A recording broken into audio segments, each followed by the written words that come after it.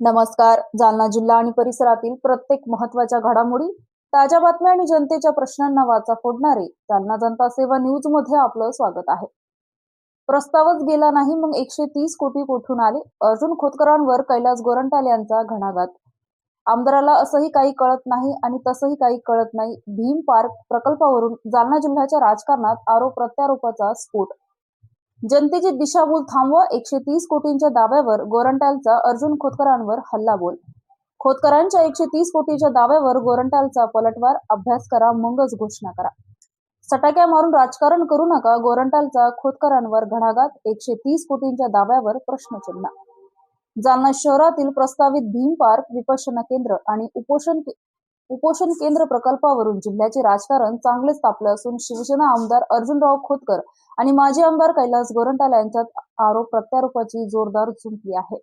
सकाळी विकास कामांच्या उद्घाटन कार्यक्रमात आमदार खोतकर यांनी गोरंट्याल यांच्या भूमिकेवर टीका करत राज्य शासनाकडून 130 कोटी रुपयाचा निधी मंजूर करून आणला आहे, मग या विकास कामाला विरोध का, असा सवाल उपस्थित केला होता.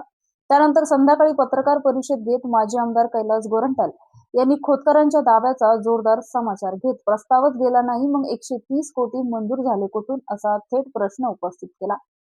पत्रकार परिषदेत बोलताना गोरंट्याल यांनी आमदार खोतकरांवर अत्यंत आक्रमक शब्दात टीका केली. विद्यमान आमदाराला असंही काही कळत नाही आणि तसंही काही कळत नाही. विपश्यना केंद्रासाठी लागणारी जमीन कुणाची आहे याचाही त्यांना अभ्यास नाही.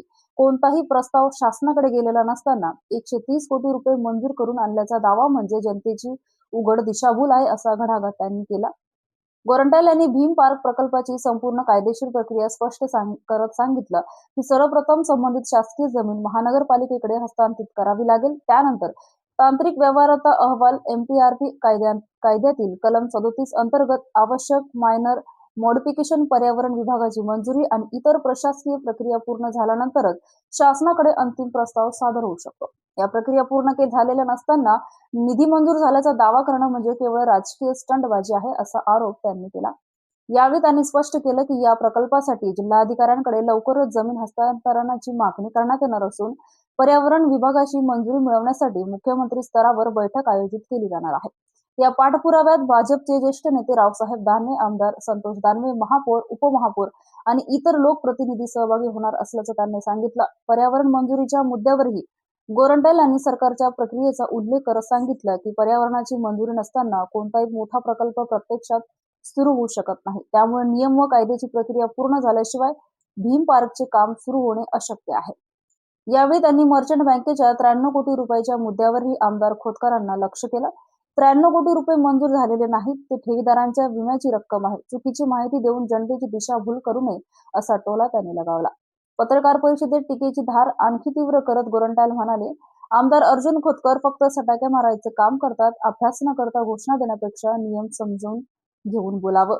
मात्र भीम पार्क प्रकल्पाला विरोध नसल्याचं स्पष्ट करत त्यांनी सांगितलं की माजी केंद्रीय मंत्री रावसाहेब पाटील दानवे, आमदार बबनराव लोणीकर, आमदार नारायण कुचे, आमदार संतोष दानवे, भास्करआबा दानवे आणि मी गोरंट्याल भाजपच्या माध्यमातून आम्ही असा भव्य भीम पार्क उभारून दाखवू की तो पाहण्यासाठी संपूर्ण महाराष्ट्र जालन्यात येईल.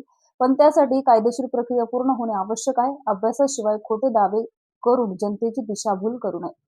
दरम्यान सकाळी इंदेवाडी परिसरातील विविध विकास कामांच्या उद्घाटनावेळी आमदार अर्जुनराव खोतकर यांनी माजी आमदार कैलास गोरंट्याल यांच्या भूमिकेचा निषेध करत भीम पार्क व उपोषण केंद्रासाठी राज्य शासनाकडून 130 कोटी रुपयाचा निधी मंजूर झाल्याचा दावा केला होता. एवढ्या मोठ्या विकास कामाला विरोध का केला जात आहे, असा प्रश्न त्यांनी उपस्थित केला होता. मात्र त्याच दाव्यावर संध्याकाळी घेतलेल्या पत्रकार परिषदेत गोरंट्याल यांनी थेट प्रत्युत्तर देत प्रस्तावच शासनाकडे गेलेला नाही, मग निधी मंजूर झाल्याचा दावा कसा, असा सवाल उपस्थित केल्यानं भीम पार्क प्रकल्पावरून जालना जिल्ह्यातील राजकीय संघर्ष अधिकच तीव्र झाला आहे. आगामी काळात या प्रकल्पावरून सत्ताधारी आणि विरोधकांमध्ये आणखी आरोप प्रत्यारोप रंगण्याची शक्यता व्यक्त केली जात आहे.